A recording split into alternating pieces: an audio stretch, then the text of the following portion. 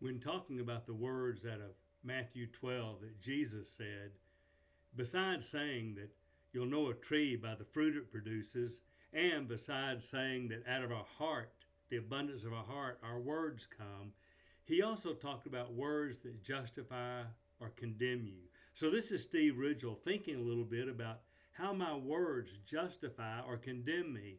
And of course, you've already thought of some of the obvious things. The statement Jesus made that if you acknowledge me before men, I'll acknowledge you before my Father. You deny me before men, I'll deny you before my Father.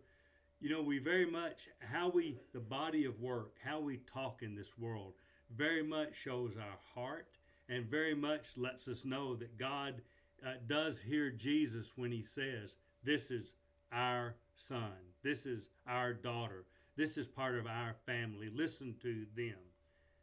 And of course, you may even think about the verse in Romans 10 about confessing that Jesus is Lord and will be saved, believing in our heart and will be saved. You know, it got me to thinking, one of the things we teach our people coming to figure out what a Jesus journey looks like is often when they are baptized, we ask them what they believe about Jesus, and they'll typically say he's God's son, died for my sins, raised from on the third day, some version of that kind of thing. I believe he is Lord. I want him to be Lord of my life. They say those kind of things.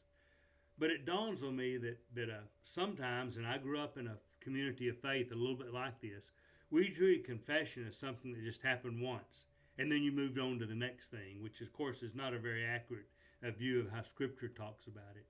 But instead, I think we live confessionally. And by that I mean we live out our confession that Jesus is Lord. I think it's helpful every day to get up and kind of say, today, I'm going to live as if Jesus is Lord of my life. I'm going to make him Lord of my life. I'm going to follow him as the Lord of my life. That's a good thing to say every day. And it's a good thing to remind yourself that deep in your heart, you absolutely believe that Jesus is the Lord of your life. And when you were born again, you confessed that and acknowledged that and submitted to that. But we live that out. We have multiple opportunities every day to confess Jesus by what we say, how we live.